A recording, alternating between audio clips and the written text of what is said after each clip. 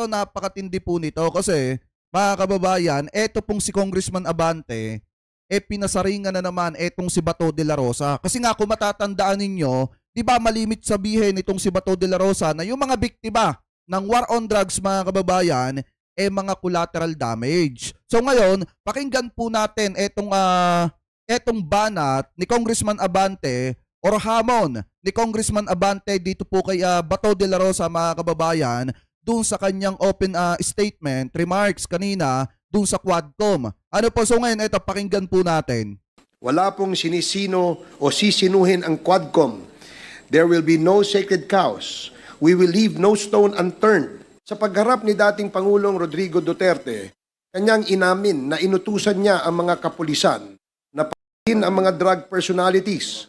Bagamat sinabi niya na dapat ito ay manlaban. Gusto ko rin makinig. Yung mga